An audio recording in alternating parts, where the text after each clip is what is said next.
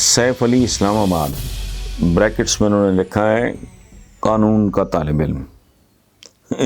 ایک ایسا ملک جس میں قانون نام کی کچھ ہے ہی نہیں ہے، یہ ہاتھی کے دانت ٹائپ کا قانون ہے ہمارا۔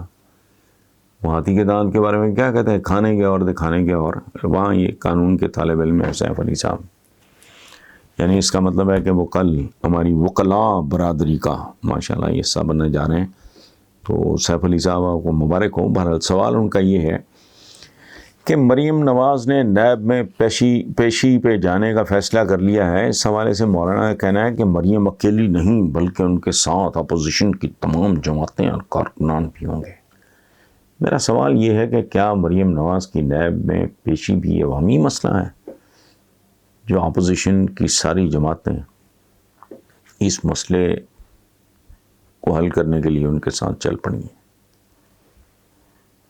دیکھیں صاحب سوال آپ کا، اس سوال کے بطن میں، اس سوال کی کوکھ میں اس کا جواب موجود ہے۔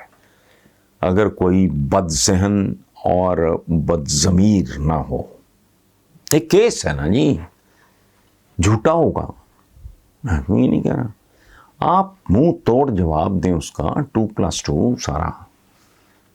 تو ان کے جو بی کے جو والد ہیں، انہوں نے تو کیمروں کے سامنے بیٹھ کے یہ بات کی ہوئی ہے کہ اگر میرے اثاثے میری آمدنی سے زیادہ ہیں تو تمہیں اس سے کیا؟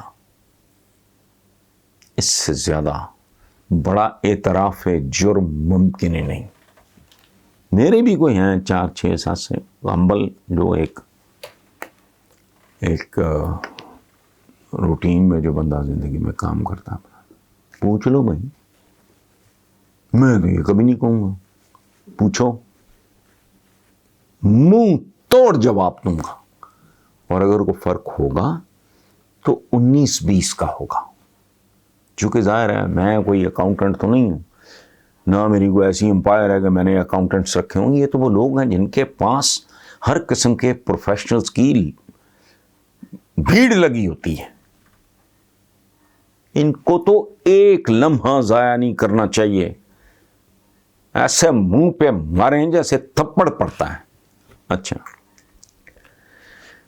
تو یہ جو بات آپ نے کی ہے تو بھائی میرے، یہ دھمکی نہ نیب کے لیے ہے نہ حکومت کے لیے ہے، بیسیکلی یہ دھمکی ریاست کے لیے ہے، پاکستان کے لیے ہے۔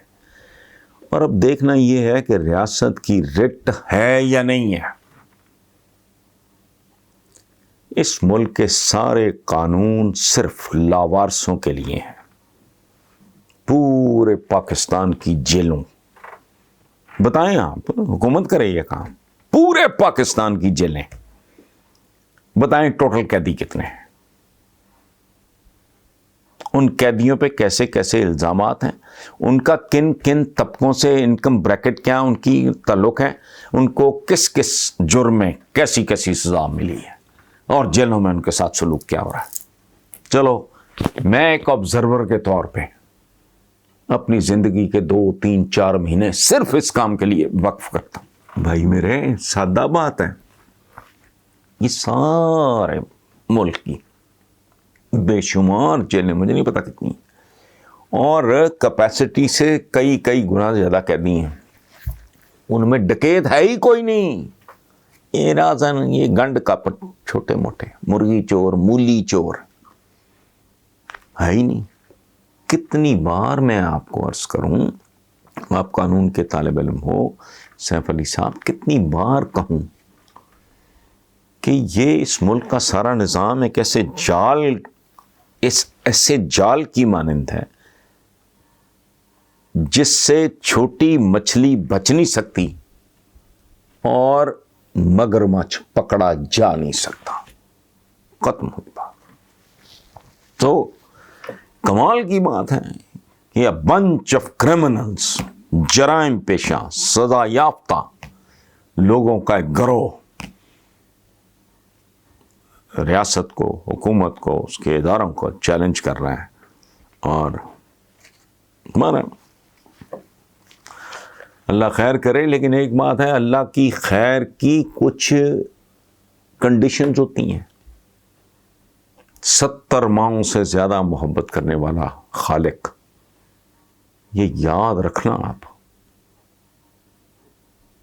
اسے اپنی تخلیق سے بڑی محبت ہے، 70 ماؤں سے زیادہ، لیکن جہنم بھی اسی رب العالمین کا بنایا ہوا ہے۔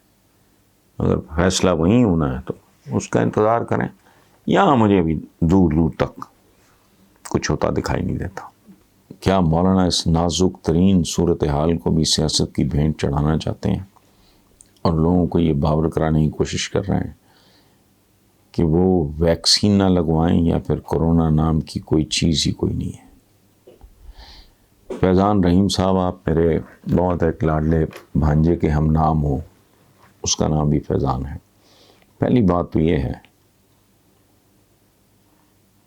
کہ فضل الرحمان، مجھے نہیں پتا مولانا صاحب نے کیا کہا ہے کہ کرونا فراڈ ہے یا پھر پاکستان آنے والی ویکسین۔ پاکستان آنے والی vaccine to the best of my knowledge وہ چائنیز کی ہے۔ اس کا مطلب یہ ہے، مجھے یہ بات کرتے ہوئے ندامت محسوس ہو رہی ہے کہ پھر چین فراڈ ہے اور چین کے ساتھ پاکستان کی دوستی فراڈ ہے۔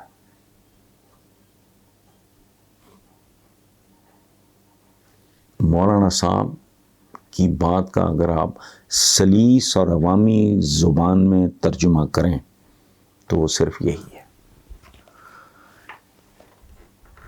نہ کرونا فراڈ ہے نہ یہ ویکسین فراڈ ہے۔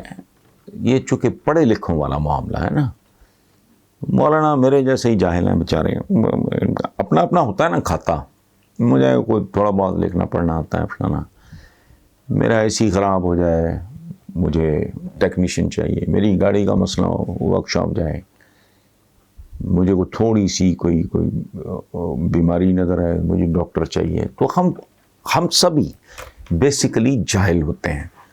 ہمارے یہاں یہ جو رواج ہے فلانا عالم ہے، فلانا، کوئی عالم نہیں ہے اس قرۂ عرض پہ، کوئی عالم نہیں ہے، نہ کوئی عالم ہو سکتا ہے۔ عالم صرف ایک، خالق و مالک و رازق، سوائے اس کے کسی کے پاس کوئی علم نہیں ہے۔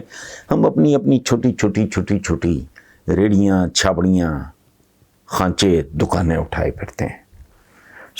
یہ مولانا نے ادھر منہ مارا ہے جو ان کا فیلڈ نہیں ہے، وہ نہیں جانتے۔ اچھا، اور یہ تو دیباچہ سمجھ لیں۔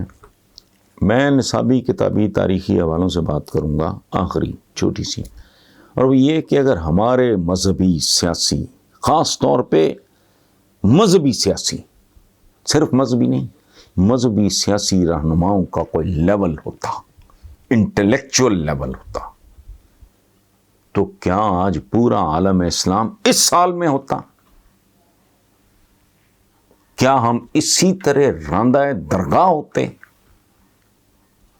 ہزاروں میں مکہ اور مدینہ کی پاپولیشن تھی، حضور وہ بنیادیں دے گئے، وہ فصل اگا گئے جنہوں نے کیسر و کسرا اور پھر خود سپر پار رہے۔ کبھی بغداد نیو یارک تھا، وہ کبھی اندلس نیو یارک تھا، کاٹبہ۔ ہمیں اگر آپ as a student of history کبھی غور سے دیکھیں، غیر جانبداری سے، یہ فرقے مرقے، یہ جو کچھ بھی ہے، یہ مسالک وغیرہ، ان سے ماورا ہو کے ہسٹری کے ایک نیوٹرل نارمل اسٹوڈنٹ کے طور پہ اگر آپ پڑھیں تو آپ کو خود علم ہو جائے گا کہ اس عالم اسلام کو یہاں تک پہنچانے والے لوگ تھے کون۔